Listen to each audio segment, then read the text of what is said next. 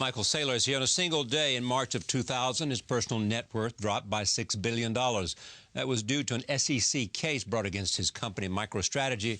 But man and company survived and thrived once again. MicroStrategy specializes in business intelligence, helping other companies analyze data and make decisions. His first book is called The Mobile Wave, How Mobile Intelligence Will Change Everything. I am pleased to have Michael Saylor back at this table. Welcome. Thank you. Happy to be here. So how did you do it? I mean, what happened at the moment that you faced these SEC charges and somehow were able to come out of that, you know, and focus and rebuild? You know, the last 10 years are pretty trying for a lot of technology companies, and we all expanded as aggressively as we could in the late 90s, and I think that when the bubble burst in 2000, some companies threw in the towel, many were purchased, but I think it just caused us to refocus on our basic principles, and we went back to our core business, which is how do we create a piece of software that provides value to a corporation, and we had wanted to find companies that really could use that. So it was clarifying. It's what David Kaplan, who we know on this program, wrote, I think, in Fortune, in the economic and social transformation wrought by mobile technology. Saylor imagined his own rebirth, and as the business cycle rumbled on, MicroStrategy became a vital player in the so-called business intelligence, one of the buzziest niches in technology. That's essentially it? Well, you know, our business was always extracting insight from raw data. Over the last decade, the amount of data that people have accumulated is extraordinary. I think we collect more data now every year than we collected from the first 2,000 years of history. So we're in a good market, it's a good business, and we've been the beneficiaries of improvements in processor power and devices and computers and back-end servers. How do you compare the computer power in a let's take that iPhone you have there? I mean, somebody or somewhere I read that the same amount of computer power in that iPhone that enabled man to land on the moon. Yeah, I think they said the iPhone has more technology than the original Apollo space missions. You know, it's Moore's Law at work. What's fascinating right now about mobile devices is we're living in a world where there will be 5 billion people with these smartphones, and they have them with them all the time. They sleep with them. So you're talking about 5 billion people using them 150 hours a week. And the software running on a smartphone is 10 times easier to use than software that ran on the web. And so you've got 3 orders of magnitude increase in the power, even in just the last decade, versus what we thought was powerful software during the internet revolution. Now, who are your clients? 4,000 or 5,000 different corporations, governments, agencies. And they come to you and say what? You know, I have a credit card database of billions of credit card transactions. Find me all the stolen credit cards. I have a database of every telephone call. Tell me where the network's working properly. Tell me where there are outages. A database of every product sold in every store in the world. Tell me where I'm out of stock. Tell me where I have efficient inventory. Tell me where I have too much. Now, didn't people like Walmart do pretty well at doing that idea of looking at inventory and hour by hour, day by day, being able to respond to changes in inventory? Yeah, during the last 20 years, creating intelligent systems that allow you to optimize your business and your inventory has been essential to success in the retail industry, and Walmart has been one of the best for sure. I think just about every major retailer is a customer of ours in one shape or form, and so we've been a beneficiary of that. But I think that the exciting new thing is the dematerialization of half the economy. So it used to be 10 years ago I was concerned about how I move items back and forth, but the items were things like DVDs, CDs, magazines. Well, DVDs, CDs, and magazines aren't product anymore. Now they're software, and so the real issue now is what kind of software do I need to provide you with music or a magazine? And that's what you provide. Right, and that's how we've grown our business. We're now very heavily into the mobile market, which is about how do I provide software that runs on an iPad or an Android tablet or a smartphone that helps someone either do a transaction or you automate a task like writing a prescription or homeroom attendance, and then how do I keep track of what the state of the world is? This book is called The Mobile Wave, How Mobile Intelligence Will Change Everything. You know, tell me about the changes you see coming.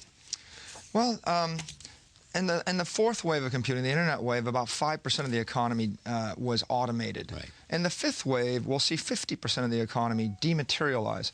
Things like a video camera, a tape recorder, a magazine, and they used to be products. Now they're icons on a screen. Right. And an education used to be a service provided by people. Education is now dematerializing to become something out of Wikipedia or Khan Academy or off of YouTube. And as those products and services dematerialize, there's a corresponding rise in software application networks, most of them emanating out of the United States, in English, and denominated in dollars, oftentimes reflecting American or Western values. And those are permeating the entire world, because there's 6 billion people on the planet with mobile phones. There's only 300 million Americans. So 6 billion or 5 billion? There's 6 billion people on the planet with mobile phones right now. How many people on the planet? Not about 8. 7, you know. There's probably about 7 billion literate people, 6 to 7 billion people that are literate. There's another billion that aren't. So I think at the end of the day, the real eye-opening conclusion is 80% or more of the planet already has a mobile phone that'll send an SMS message. But we're moving at a rate where within 5 years, 5 billion of those people will have smartphones that have the power of an iPhone or an Android phone. And when that happens, those phones will be 1,000 times as powerful as the mobile phones that are currently in the hands of the population. And they'll do everything with it. Like those phones that will dematerialize your wallet, your cash, your camera. They'll dematerialize television, music, etc. So imagine if I've got a device, say a tablet like this, and I'm a student in Pakistan or Turkey or Argentina. Now I get a free education in English from an American company. I also get all my textbooks for free. It means that I don't have to buy anything from a local provider. It means that the education I'm getting isn't subject to the local nation. And it means you can educate yourself as fast as you want to. I was 14 before I was able to study a foreign language. I had a choice of Spanish or French. 4 semesters. I had to sit in a class with 30 other people and go at their rate. And I came from, the richest nation on earth. Now, imagine if you're 4 years old, you have a choice of 100 languages, and you don't have to ask your parents' permission, the mayor's permission, the local religious leader's permission, or the president of the country's permission. Now you're untethering and unleashing the power of humanity to an extent we've never seen in the history of the world. Some of the conclusions of your book, A, is the destruction of paper, which is obvious. 2, new kinds of cash, new kinds of transactions. What do you mean by that? Well, if I can create a key and put it on my phone, and then I can use my phone to open a door. Right. But that's the most basic thing that happens. As soon as a key becomes a piece of software, I can flip the key to 20 people. Then I can create a key that only works if I'm not in the house. I could create a key that only works if I am in the house. So I can create these magical pieces of software that do things that people never conceived of. So a transaction might be a software credit card. I give it to you, I give it to your wife, and now whenever you want to spend more than $1,000, she has to concur. Right? So it's or the opposite. You could create a software credit card, give it to your child that only buys food and not alcohol on college campus. So that's a new and interesting type of transaction that you couldn't do in plastic. And worldwide cheap medical care? You know, if you have a CAT scan at midnight in the United States, it's a doctor in Australia that actually interprets that. A radiologist that's all the way around the planet, because we just move the X-ray and he zips it back and it's daylight for him. So I think that medicine is it's a service provided by people, but it gets expensive to the extent that the person lives in Manhattan in an apartment. But why should the radiologist that reads your X-ray in Manhattan, why couldn't he be in India in a place where cost of living is $5,000 a year instead of $500,000 a year? Are you worried about invasions of privacy? Are you worried about hacking? Are you worried about being vulnerable to cyber attacks? I think there are 2 aspects of this. One aspect, 80 to 90% of the impact of this is for the good, because people can use mobile phones to protect their privacy, to defeat hacking. For example, there's $250 billion of credit card fraud. And if I put a credit card on a phone, you can't steal it, I can't lose it. You can't use it without my knowledge. And if I call in to buy something online, they can verify my identity perfectly, much better than an existing credit card. You're safer to have a credit card on a phone than walk into a bank with a passport. Yeah, but there's a whole lot of identity theft going on. Well, and that's the flip side. So what concerns me?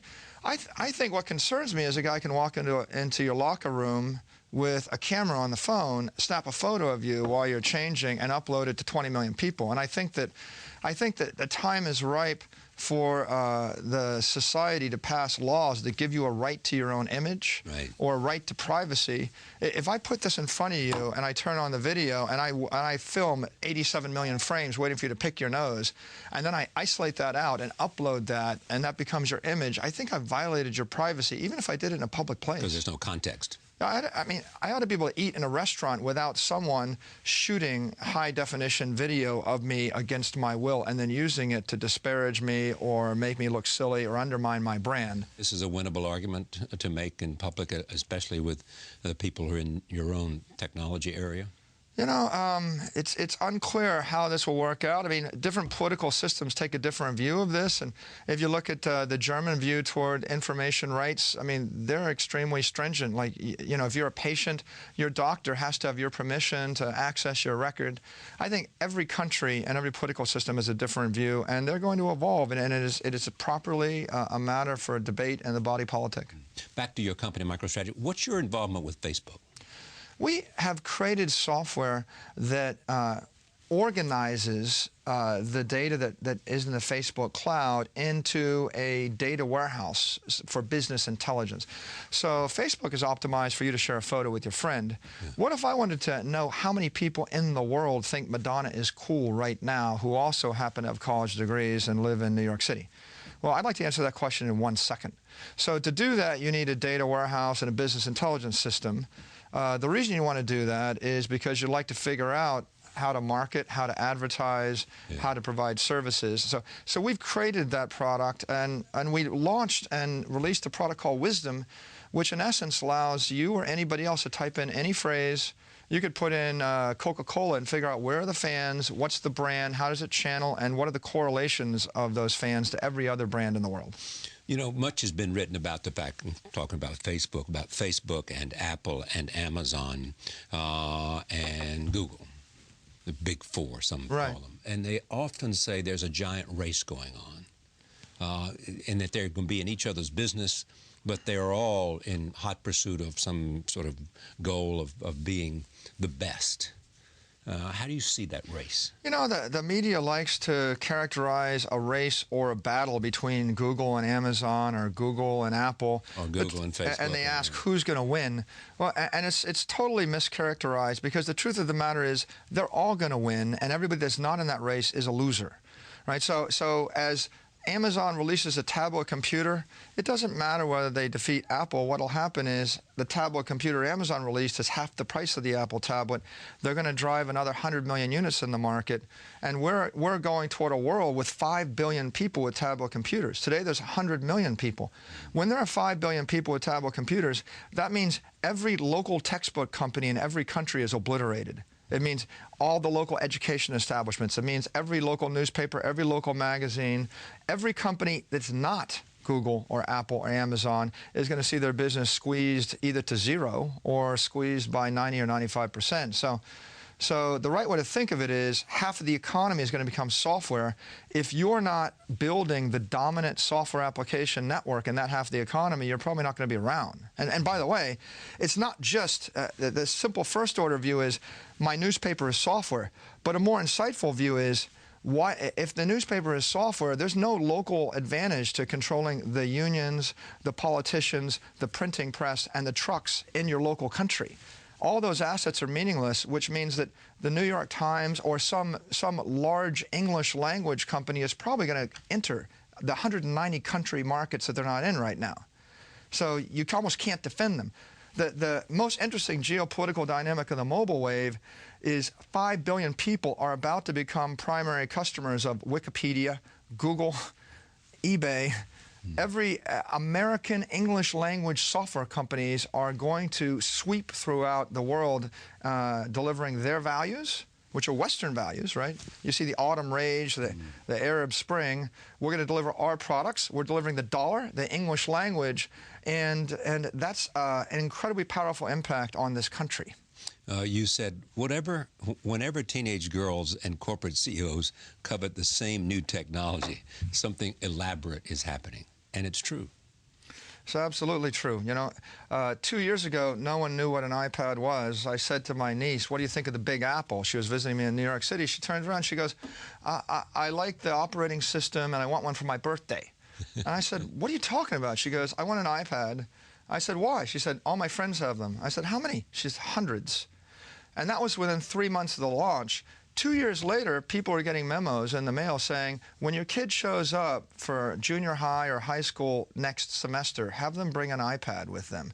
This is the first time in 2,000 years, right, that a principal directed that your child bring an electronic piece of equipment to class. It used to be a number 2 pencil, a pad, and maybe the last big change was a calculator. Where is the fastest growing market today for smartphones? Do you know? This is not a trick question. I just wonder, does any nation, any country, any region stand out? It depends on how you define growth. If it's percentage-wise, then presumably the fastest growing market is probably going to be China because they have the largest base and they have the fastest economy in general. If you look at where the value is, though, there are 1 billion people that speak English that have high discretionary income in the Western world between Europe and the United States.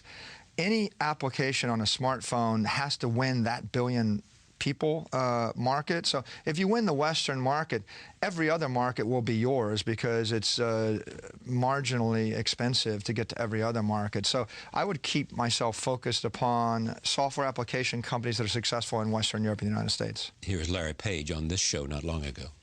I think it's pretty clear that everyone in the world is going to have a mobile device that's connected to the internet. Right. And that's going to happen relatively quickly. And I think that's a very, very big deal, right? That's going to be most people's first computer, and it's the experience you get is pretty good. It's always on. It's always got your email on it. It's a really great experience in a lot of ways to use your mobile device, and I think that kind of just works kind of mentality needs to be applied to the whole computer industry. Like your PC doesn't work that way. There's no reason that it shouldn't, and that's what you see partly with the birth, the explosion of tablets, is that they just work. They're always on. They can download things for you. They turn on instantly and so on, and they just have a much better experience. Now, they don't have everything you can do on your desktop. That's coming. Yeah, that's your message here, too. Yeah, that is my message, and my other message is that software operates in cyberspace, not Newtonian space. And so if you want to be successful as a software company in the new economy, you need to be schooled in fantasy more than science fiction. In science fiction, you think I throw a baseball in outer space that goes 30 million miles and you try to get the ballistic trajectory right. But in fantasy, I throw the baseball and it becomes a beach ball, then it converts into a pot of gold, and then it converts itself into a Ferrari, you drive it off, right? It's very different. If you take any product, the obvious thing to do is port it to the phone. The non-obvious thing is how does it morph when you can do anything? For example, this is a credential, this is an identification sitting on a phone. This is 1,000 times better than the ID you have in your wallet because you can't steal it, you can't counterfeit it, you can't defraud it. I can project it through a door, I can send it 1,000 miles away, and I can use it to wrap a check or a document to certify it, notarize it, and I can do that from the palm of my hand, which means there's 20 million organizations on the planet with an ID system. They're all obsolete, and all 20 million of them are going to go through a transformation over the next few years in a way that most people just can't predict with linear thinking. The mobile wave, Michael Saylor, Chairman and CEO of MicroStrategy. Thank you, Michael. Good to have you. Thank you, Charlie. Thank you for joining us. See you next time.